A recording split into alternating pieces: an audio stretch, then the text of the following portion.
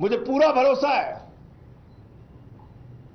दिल्ली की जनता प्रचंड बहुमत के साथ अरविंद केजरीवाल को ईमानदारी का प्रमाण पत्र देगी कि उन्होंने पूरी सच्चाई के साथ, ईमानदारी के साथ दिल्ली के लोगों की सेवा की है। मुख्यमंत्री के तौर पे बहुत सारी सुविधाएं किसी भी व्यक्ति को मिलती हैं। अरविंद केजरीवाल को भी वो सुविधाएं मिली हैं। कल जब उन्होंने इस्तीफा दिया तो पहली बात उन्होंने की कि अब हम ये सारी सुविधाएं छोड़ देंगे। मुख्यमंत्री को मिलने वाली सारी सुविधाएं छोड़ देंगे। बाकी नेताओं की हालत हम जानते हैं। अगर कभी किसी पद पे पहुंच गए, कोई सुविधा मिल गई तो उसको नहीं छोड़ने के लिए सालों साल लड़ाई लड़ते हैं, घर से मकान से चिपके रहते हैं। लेकिन अरविंद केजरीवाल ने फैसला किया है कि उन्होंने कहा हम अपना मकान खाली करेंगे, हम अपना घर खाली करेंगे। 1 हफ्ते के अंदर हम अपना घर खाली करेंगे। अरविंद केजरीवाल ने फैसला किया है कि उन्होंने कहा हम अपना मकान खाली करेंगे, हम अपना घर खाली करेंगे। 1 हफ्ते के अंदर हम अपना घर खाली करेंगे। उनकी सुरक्षा को लेकर भी सवाल है।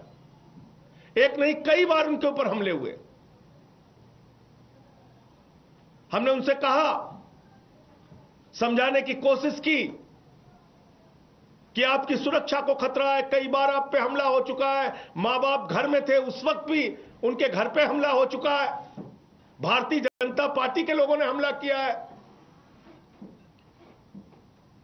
कई बार उनको शारीरिक नुकसान पहुंचाया गया, कहीं कालिक फेंकी गई, कहीं हमला किया गया, चोट पहुंचाई गई। ये सारा कुछ हुआ अरविंद केजरीवाल के साथ। उनके बूढ़े मां बाप हैं, उनकी पत्नी है, उनके बच्चे हैं। उनकी सुरक्षा को लेके हम सब चिंतित हैं। हमने समझाने की कोशिश की कि ये घर सिर्फ मुख्यमंत्री के तौर पे ही नहीं बल्कि आपकी सुरक्षा की दृष्टि से भी जरूरी है। लेकिन उन्होंने तय किया कि हमारी रक्षा भगवान करेगा, ईश्वर करेगा। मैं 6 महीने जेल में रहा, खूंखार अपराधियों के बीच में रहा, लेकिन बावजूद इसके ईश्वर ने मेरी रक्षा की। ईश्वर ही मेरी रक्षा करेगा, मुझे घर की कोई चिंता नहीं। तो उन्होंने घर छोड़ने का फैसला किया। घर छोड़ के लोगों के बीच में रहेंगे, आम लोगों के बीच में रहेंगे। अभी तय नहीं है कहां रहेंगे,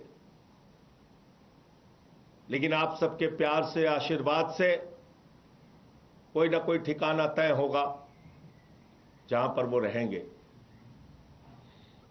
लेकिन सवाल आज अरविंद केजरीवाल मात्र का नहीं है। सवाल है दिल्ली की 2 करोड़ जनता का। अरविंद केजरीवाल के साथ तो जो बीजेपी वाले कर रहे हैं वो आप देख रहे हैं, खुली आंखों से देख रहे हैं। झूठे भ्रष्टाचार के आरोप लगाए, जेल में उनको पकड़ के डाल दिया, उनके शिक्षा मंत्री को जेल में डाल दिया, स्वास्थ्य मंत्री को जेल में डाल दिया, पूरी पार्टी को तोड़ने की कोशिश की, आम आदमी पार्टी को खत्म करने की कोशिश की, अरविंद केजरीवाल की राजनीति को खत्म करने की कोशिश की। लेकिन आपके आशीर्वाद से अरविंद केजरीवाल ने अपने हौसले से उनकी इस राजनीति को जवाब देने का काम किया। अब समय आपका है, दिल्ली के लोगों का है। क्योंकि देश के प्रधानमंत्री तो खुलेआम कहते हैं मुफ्त की सुविधाएं बिल्कुल नहीं मिलनी चाहिए, बंद हो जानी चाहिए मुफ्त की सुविधाएं। आपको सोचना है, अरविंद केजरीवाल नहीं होगा तो दिल्ली का क्या होगा? अरविंद केजरीवाल नहीं होगा तो दिल्ली के लोगों का क्या होगा?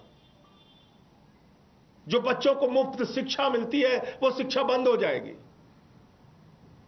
27 साल हो गए गुजरात के अंदर, एक भी स्कूल ऐसा नहीं बन पाया जिसमें प्रधानमंत्री अपनी फोटो खिंचवा सके और दिखा सके कि ये हमारा सरकारी स्कूल है। उनको टेंट का स्कूल गुजरात में, अहमदाबाद में चुनाव के दौरान बनवाना पड़ता है दिखाने के लिए। एक स्कूल नहीं बनवा पाए देश के प्रधानमंत्री 27 साल के शासन के बाद गुजरात के अंदर।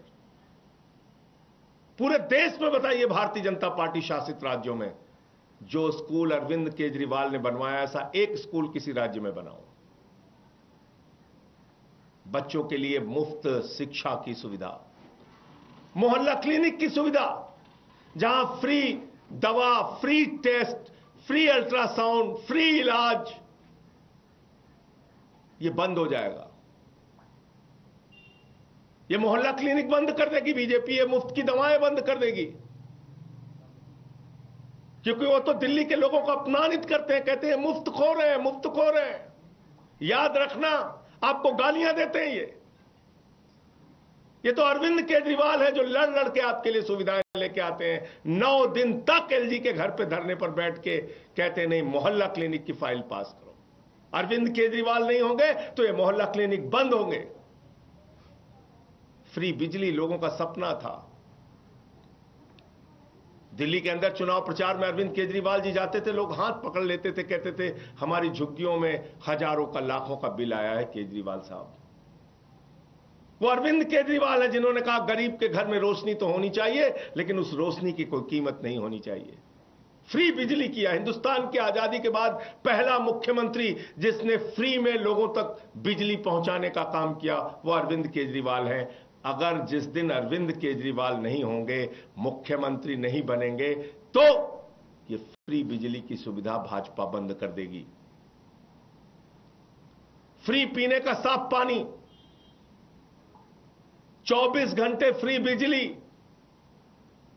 फ्री पानी, और इन सब के बावजूद मुनाफे का बजट दिल्ली को दिया। माताएं बहनें जो हमारी मजदूरी करती हैं, हमारी बच्चियां जो कॉलेज में जाती हैं, जिसका पिता रिक्शा चलाता है, ठेला लगाता है, वो सुबह उठता था तो अपनी जेब की तरफ देखता था। बेटी को स्कूल भेजना है, कॉलेज भेजना है, जेब में पैसा होगा तो बेटी कॉलेज जाएगी, वरना नहीं जा पाएगी।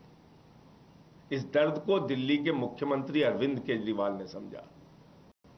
उन्होंने कहा बेटियों के लिए, माताओं बहनों के लिए, मजदूरी करने वाली हमारी माताओं के लिए बस की यात्रा फ्री होगी। केजरीवाल नहीं होंगे तो ये बस की यात्रा की फ्री सुविधा खत्म होगी। इसलिए दिल्ली के लोगों आपको तय करना है।